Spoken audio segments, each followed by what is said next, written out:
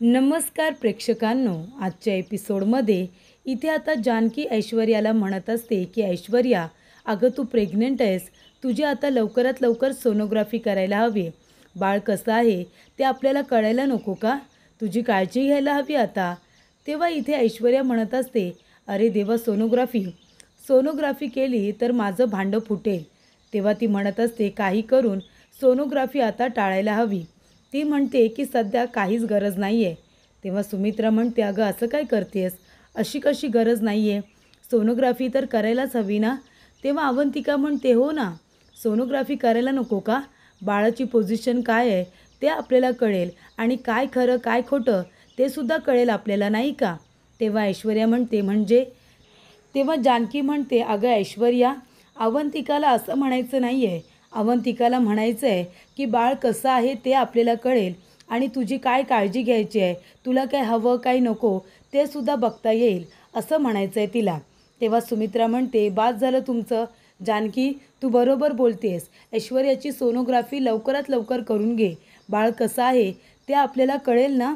तेव्हा इथे ऐश्वर्या आता म्हणत असते की अरे देवा, जर माझी सोनोग्राफी झाली तर माझं भांडं फुटलंच म्हणून समजा.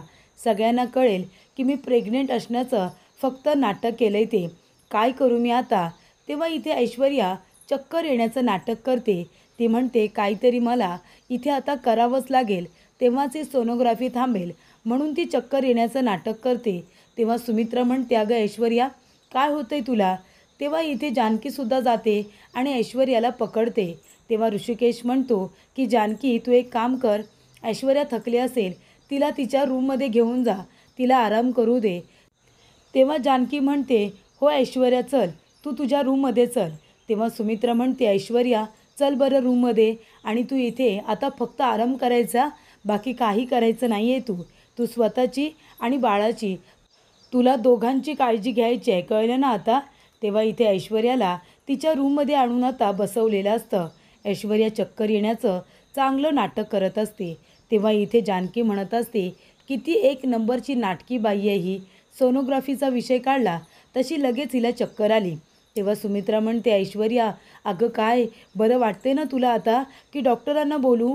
तेव्हा ऐश्वर्या म्हणते, नाही, नको नको आई, आता मला बरं वाटतंय.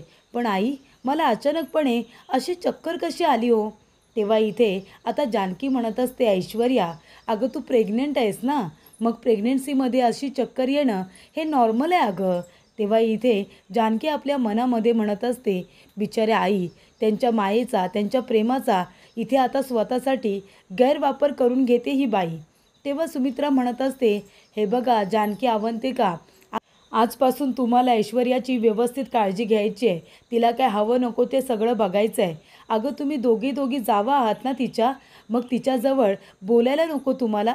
तिला काय हवं नको ते विचारायला नको? तुम्ही दोघी असताना तिला एकटं कसं वाटतं गं? तिची व्यवस्थित काळजी घ्या. तेव्हा इथे जानकी म्हणते, हो आई, आम्ही तिची व्यवस्थित काळजी घेऊ, तुम्ही नका काळजी करू. तेव्हा सुमित्रा म्हणते, जा जानकी, जा आणि तिच्यासाठी ज्यूस घेऊन ये. आणि हे बघा, आता तिचा नवरा नाही आहे आणि तिच्या पोटामध्ये आपल्या सारंगचं बाळ आहे. तिची काळजी घ्यायला नको का? तिला काय हवं नको ते सगळं तिच्या जवळ आणून द्यायचं. अजिबात तिची धावपळ होता कामा नये. तेव्हा इथे सुमित्रा आता म्हणत असते की तुला काय खायचं आहे सांग बरं ऐश्वर्या. तेव्हा ऐश्वर्या म्हणते, आई, मला खरंच काही नको आणि यांनासुद्धा माझी काळजी घ्यायला सांगू नका. माझ्यामुळे उगाच यांना त्रास नको. तेव्हा जानकी म्हणते, ऐश्वर्या, अगं आम्हाला कसा काय त्रास होईल? हे बघ, तू प्रेग्नेंट आहेस, तुझी काळजी घेणं आमचं कर्तव्यच आहे. हे बघ, आता आपण सोनोग्राफीला जात नाही, पण उद्या आपण डॉक्टरांकडे जाणार आहोत. तुझीसुद्धा आपण तपासणी करू आणि बाळाचीसुद्धा. तेव्हा इथे ऐश्वर्या म्हणत असते, आई, मी काय म्हणते, मी आहे ना माझ्या ओळखीच्या डॉक्टरकडे जाईन, बाकी मला अनोळखी डॉक्टरांकडे जायचं नाही आहे. तेव्हा अवंतिका म्हणते, का गं, दुसऱ्या डॉक्टरांकडे गेलं तर काय होईल? तू खरोखर प्रेग्नेंट आहेस ना? तेव्हा प्रेक्षकांनो, इथे आता जानकी म्हणत असते, ऐश्वर्या, अगं अनोळखी डॉक्टर कुठले?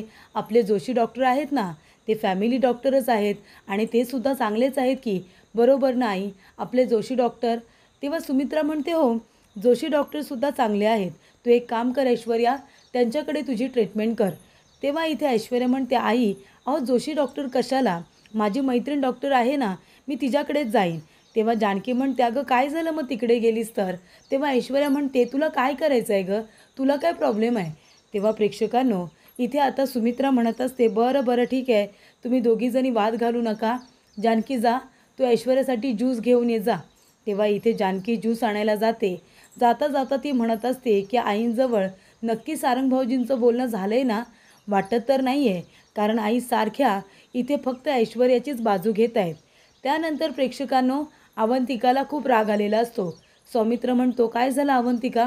तेव्हा अवंतिका म्हणते, सौमी, मला नाही वाटत आहे की सारंग भाऊजींनी आईंना काहीही सांगितले, कारण आई आमचं काही ऐकून घ्यायला तयारच नाही. ते ऐश्वर्याच्याच बाजूने बोलत आहेत आणि ते ऐश्वर्यासुद्धा किती नाटकं करते, थकत कशी नाही ती, मला तेच कळत नाही आहे. तेव्हा इथे मी आत्ताच्या आत्ता जातो आणि आईला सगळं काही सांगतो, असा सौमित्र म्हणतो. ऋषिकेश म्हणतो, सौमित्र, त्याने काहीसुद्धा होणार नाही आहे. अरे आईला सगळं कळावं, ते आपल्यावरती विश्वास ठेवणार नाही, म्हणूनच आपण सारंगला तिच्याकडे पाठवलं ना. पण तरीसुद्धा आई सारंगवरती जर विश्वास ठेवत नाही आहे, ते आपल्यावरती काय विश्वास ठेवणार? हा सारंग कुठे आहे ना, काही कळत नाही आहे. तेव्हा सौमित्र म्हणतो, थांब, मी सारंगला फोन करून बघतो. तेव्हा सौमित्र सारंगला फोन करतो, तर त्याचा फोनच बंद असतो, तो लागतच नाही. तेव्हा इथे अवंतिका म्हणत असते की वहिनी, खरंच मला पण असंच वाटतं की आपण आईंना सगळं खरं खरं सांगितलं पाहिजे. अहो, ते ऐश्वर्या इतकी नाटकं करते आणि आपण सगळ्यांनी काय फक्त तिचा हा तमाशा बघत राहायचं का? आईंनासुद्धा सत्य कळलं पाहिजे. तेव्हा इथे ऋषिकेश म्हणत असतो की बरोबर बोलतेस तू. त्या ऐश्वर्याला आता शेवटचा धडा शिकवायची वेळ आली. तिला मागे जो दम दिला तो कमी पडलाय वाटतं. आता पुन्हा तिला धमकी द्यावीच लागेल. त्यानंतर प्रेक्षकांनो, इथे आता सारंग आलेला असतो ठरलेल्या जागी. ते सगळेजण ज्या ठिकाणी भेटतात तिथे सारंग आलेला असतो. सारंग म्हणतो, अरे रे देवा, किती पाऊस पडतोय, संपूर्ण भिजलो मी. माझा मोबाईलसुद्धा पाण्यात पडला, तोसुद्धा बंद पडलाय. आता काय करू मी? दादा, अरे दादा कुठेस तू? मला वाटलं होतं दादा हे सगळेजण इथे असतील, म्हणून सगळ्यात आधी इथे आलो, तर आता इथे कुणीच नाही आहे. जाऊ दे, आधी कपडे बदलून घेतो आणि मग त्यांच्याबरोबर बोलतो, असं आता सारंग म्हणतो. मोबाईल पण त्याचा पाण्यात पडल्यामुळे बंद झालेला असतो. त्यानंतर प्रेक्षकांनो, इथे ऐश्वर्या आता नाटके करून छान आता फिरत असते. तेवढ्यातच तिथे ऋषिकेश येतो. तेव्हा ऐश्वर्या म्हणत असते, ऋषिकेश दादा तुम्ही इथे? तेव्हा ऋषिकेश म्हणतो, हो, तुझी नाटके बघायला आलो आहे गं. किती नाटके करतेस गं तू? मागे तुला बजावून सांगितलं होतं ना की नाटके करायची नाही म्हणून, तरीसुद्धा तुझी अक्कल ठिकाणावरती आली नाही का? मागच्या वेळेला जे काही केलं ते कमी पडले वाटतं तुला. हे बघ ऐश्वर्या, शेवटचं सांगतोय मी तुला, शेवटचं सांगतोय. प्रॉपर्टीचे पेपर कुठे आहेत ना, ते बऱ्या बोलाने माझ्याकडे आणून द्यायचे, कळलं ना तुला? तेव्हा इथे ऐश्वर्या म्हणते, हे काय बोलताय तुम्ही ऋषिकेश दादा? कुठल्या प्रॉपर्टीच्या पेपरबद्दल बोलताय तुम्ही? अहो, माझ्याकडे कुठलेच पेपर नाही आहेत हो. मी बिचारी अबला, मी आता विधवा झाले हो. माझा नवरा एकतर माझ्याबरोबर नाही आहे. मी कशाला ते प्रॉपर्टीचे पेपर माझ्याकडे ठेवेन? खरंच माझ्याकडे ते नाही आहेत. तेव्हा ऋषिकेश म्हणतोय, ऐश्वर्या, हे नाटके माझ्यासमोर करू नकोस हा. तू माझ्या भोळ्या आईला फसवशील, तिच्याबरोबर खोटं बोलशील, पण मी तुझ्या या नाटकाला अजिबात फसणार नाही आहे, कळलं ना तुला? तेव्हा 24 तासाच्या आत प्रॉपर्टीचे पेपर माझ्याकडे द्यायचे, नाहीतर काय करेन ना, काही सांगता येत नाही हां. जास्त इथे नाटके माझ्यासमोर करायची नाही. प्रॉपर्टीचे पेपर तुझ्याकडेच आहेत मला माहिती आहे, म्हणूनच तुला आता शेवटचं सांगतोय. 24 तासाच्या आत प्रॉपर्टीचे पेपर माझ्याकडे द्यायचे, आणि जर नाही दिलेस ना, तर मग तू आहेस आणि मी आहे, बघ मी काय करतो ते. अशी इथे धमकी आता ऋषिकेशने ऐश्वर्याला दिलेली असते. ऐश्वर्याने ऋषिकेशचं संपूर्ण बोलणं मोबाईलमध्ये रेकॉर्ड करून ठेवलेलं असतं. आधीचं बोलणं नाही, फक्त शेवटची जी धमकी दिलेली असते तेवढंच फक्त इथे तिने रेकॉर्ड करून ठेवलेलं असतं. त्यानंतर प्रेक्षकांनो, इथे सुमित्रा म्हणत असते, बरं ठीक आहे, जेवण तयार आहे, आपण सगळेजण जेवूया, पण ते ऐश्वर्याचं काय? तिचं जेवण आपण तिच्या रूममध्येच नेऊन देऊया का? तेव्हा इथे ऐश्वर्या येते आणि म्हणत असते की आई, त्याची काहीच गरज नाही आहे. माझी अजिबात तुम्ही काळजी घेऊ नका आणि यासुद्धा लोकांना माझी काळजी घ्यायला सांगू नका. तेव्हा सुमित्रा म्हणते, असं काय बोलतेस तू ऐश्वर्या? अगं जेवणार नाहीस तू, मग तू तुझी आणि बाळाची काळजी कशी घेणार?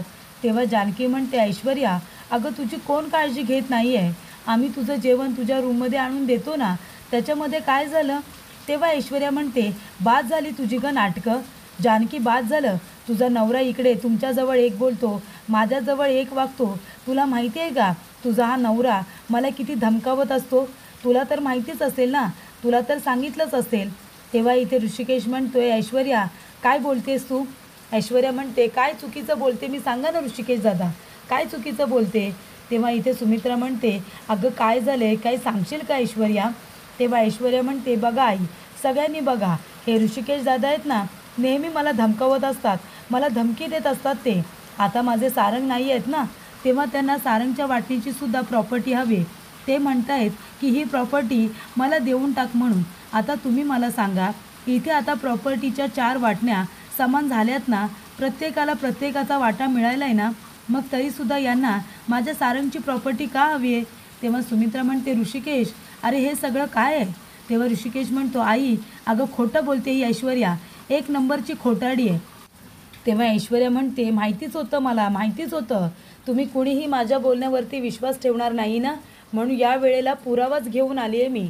तेव्हा इथे ऐश्वर्याने आपल्या मोबाईलमध्ये फक्त शेवटचे शब्दच रेकॉर्ड करून ठेवलेले असतात, ज्याच्यामध्ये ऋषिकेश तिला म्हणतो की येत्या 24 तासांमध्ये प्रॉपर्टीचे पेपर माझ्याकडे द्यायचे, आणि जर तू तसं नाही केलंस ना ऐश्वर्या, तर मग मी आहे आणि तू आहेस, असं इथे ऋषिकेश तिला म्हणालेला असतो.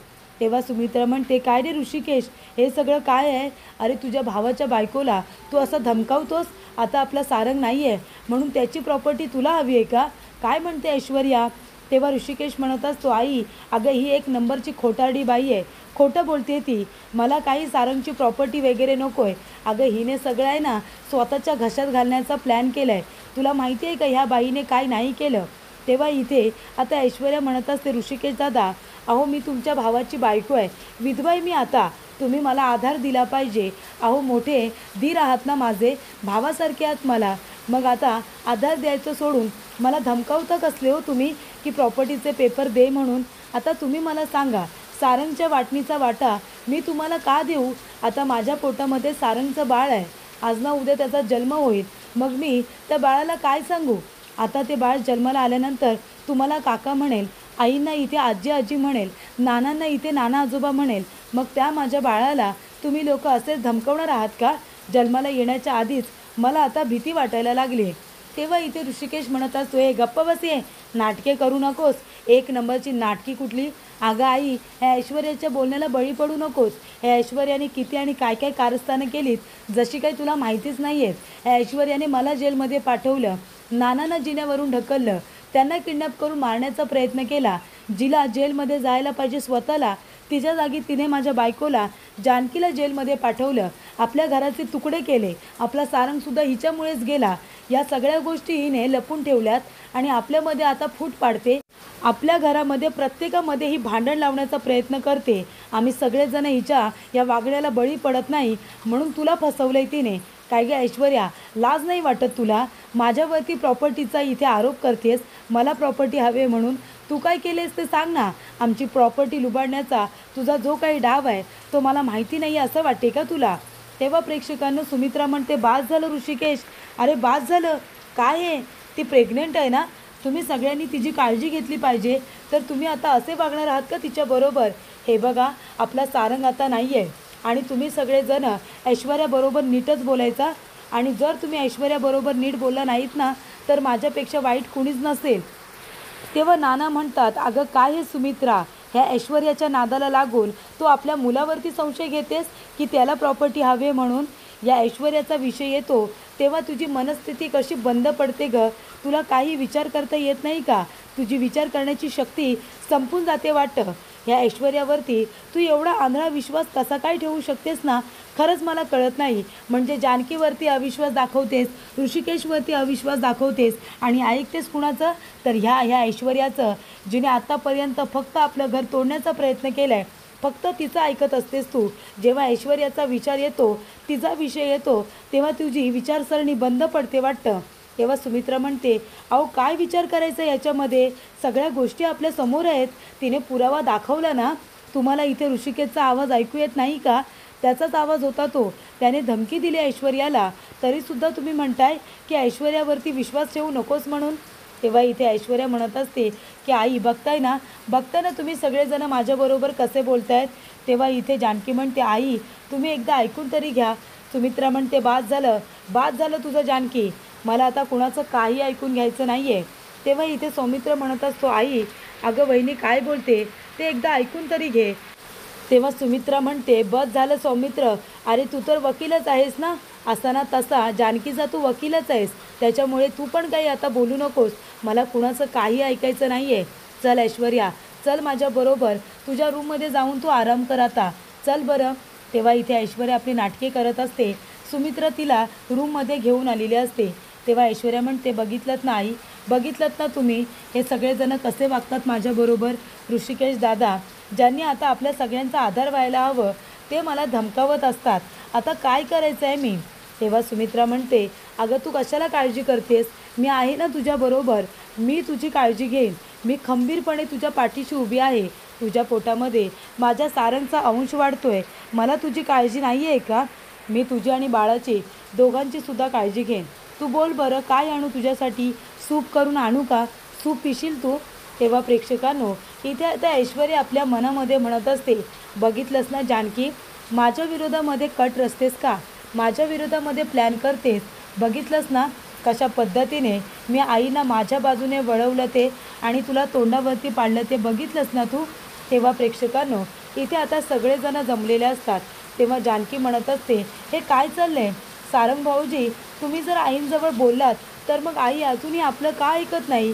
मला असं वाटलं होतं की आईंना सत्य समजल्यानंतर आई आपल्या बाजूने येतील, आपल्याला साथ देतील, पण त्या तर पूर्णपणे ऐश्वर्याचंच ऐकत आहेत, ऐश्वर्यालाच साथ देत आहेत. तुम्ही खरंच आईंना सगळं सत्य सांगितलं ना.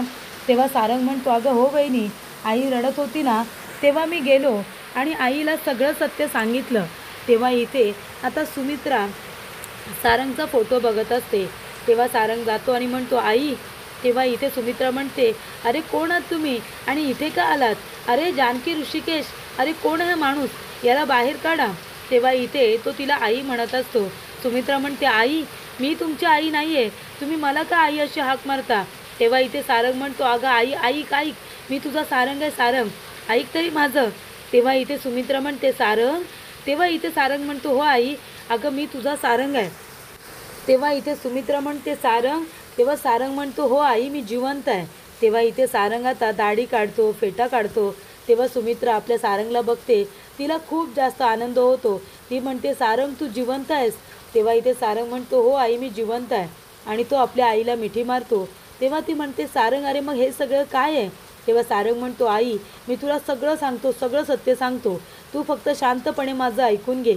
तेव्हा इथे सारंग म्हणतो आणि मी आईला सगळं ऐश्वर्याचं सत्य सांगितलं, तिने कशा पद्धतीने आपल्या सगळ्यांना फसवलं, तिने आपलं घर तोडलं, मला कशा पद्धतीने फसवलं, मी सगळं काही सांगितलं तिला. मला तर वाटलं होतं की आईला सत्य समजल्यानंतर आई जाईल आणि ते ऐश्वर्याच्या झिंज्या उपटेल, तिला इथे मारेल वगैरे असं मला वाटलं होतं. तेव्हा ऋषिकेश म्हणतो याचा अर्थ आईला तिने आपल्या काबीज केलेलं दिसतंय, आईवरती जादूटोणा केलेला दिसतोय. तेव्हा अवंतिका म्हणते मग आता काय करायचं, आपण जाऊन सगळं काही आईंना सांगूया का.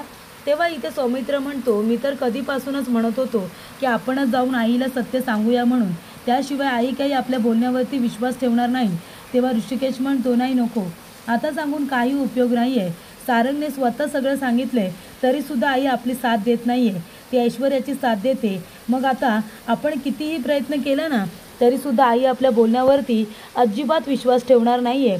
तेव्हा इथे सारंग म्हणत असतो की सगळं काही आईला सांगून देखील आई आपल्या बाजूने का नाही आहे, मला तर वाटलं होतं ते आपल्या बाजूनेच विचार करेन. तेव्हा इथे जानकी म्हणत असते मला तर काही कळतच नाही आहे, एवढं सगळं आपण सारंग भाऊजींना आईंना सांगायला सांगितलं तरीसुद्धा आई ते ऐश्वर्यावरतीच विश्वास का ठेवत आहेत, त्यांना खरं खोटं का कळत नाही आहे. म्हणजे आई तर अशा नाही आहेत, याच्या आधी त्यांचा खूप गैरसमज झाला होता, पण तरीसुद्धा काय बरोबर काय चूक हे तरी आईंना कळत होतं. तेव्हा इथे सारंग म्हणत असतो नाहीतर काय, मला तर वाटलं होतं की आईचे डोळे उघडतील आणि आई इथे आपल्या बाजूने विचार करेल. ऐश्वर्याचं कारस्थान कळल्यानंतर आता तरी तिला शहाणपण येईल असं मला वाटलं होतं. तेव्हा इथे सुमित्रा येते आणि म्हणते आले शहाणपणच आले मला आणि आता चांगलं शहाणपण आले. त्या ऐश्वर्याने आपलं घर तोडण्याचा प्रयत्न केला आपल्या घराचे वाटे केले, आपल्या एकमेकांना एकमेकांच्या विरोधात उभं केलं. आणि त्या ऐश्वर्याचं सत्य जेव्हा मला सारंगने सांगितलं ना, तेव्हा असं वाटलं होतं की जावं आणि त्या ऐश्वर्याच्या 2 थोबाडीत लावावी, असं सुद्धा मला वाटलं होतं. एवढं मोठं नाटक रचलंय तिने. पण परत विचार केला की ऐश्वर्याच्या 2 थोबाडीत दिल्याने काही होणार नाही आहे. तेव्हा आता जे जसं चाललंय ना तसंच चालू ठेवायचं आणि मात्र त्या ऐश्वर्याला जन्माची अद्दल घडेल ना, असंच काहीतरी आपण करूया. म्हणून आता आपण सुद्धा इथे नाटक करायचं आणि त्या ऐश्वर्याला बरोबर धडा शिकवायचा, तिचं कारस्थान सगळ्यांसमोर उघडं पाडायचं. तेव्हा इथे पुढील भागामध्ये सुमित्रा म्हणत असते की जानकी, तू आता इथे रणशिंग फुंकायला घे, कारण आता युद्ध होणारच आहे. त्या ऐश्वर्याच्या पापाची शिक्षा तिला आता आपण सगळे रणदिवे मिळून द्यायचं. तेव्हा इथे ऋषिकेश म्हणतो की चला आता सगळेजण एकत्र येऊन त्या ऐश्वर्याला मात देऊया, तिला बरोबर धडा शिकूया. तेव्हा इथे जानकी हात ठेवते आणि ती म्हणते की ऐश्वर्याने आतापर्यंत जी काही पापं केली आहेत ना, त्याची शिक्षा तिला आता मिळणारच. आता इकडे तिला जन्माची अद्दल घडणार. तेव्हा इकडे आता सौमित्र हात ठेवतो आणि सौमित्र म्हणत असतो की तिचा निकाल लवकरात लवकर लावायचा आणि तिला इथे गजाआड करायचं. तेव्हा इथे अवंतिका म्हणत असते की सगळे रणदिवे मिळून तिला इथे धडा शिकवायचा रणदिवे स्टाईलमध्ये. तेव्हा इथे सुमित्रासुद्धा म्हणत असते की त्या ऐश्वर्याने आत्तापर्यंत आपल्याला इथे नेस्तानाबूत करण्याचा प्रयत्न केला ना, आता तिला इथे कसा धडा शिकवायचा, अगदी तिला जन्माची अद्दल घडवली पाहिजे, असं इथे सुमित्रा म्हणते. तेव्हा प्रेक्षकांनो, इथे आता जानकी म्हणत असते की सत्य हे कितीही आता लपवण्याचा प्रयत्न केला तरीसुद्धा सत्य हे समोर आल्याशिवाय राहत नाही आणि जिंकतं ते सत्य आणि हरतं ते खोटं, असं इथे आता जानकी म्हणत असते. तर अशा पद्धतीने सगळे रणदिवे एकत्र आलेले असतात.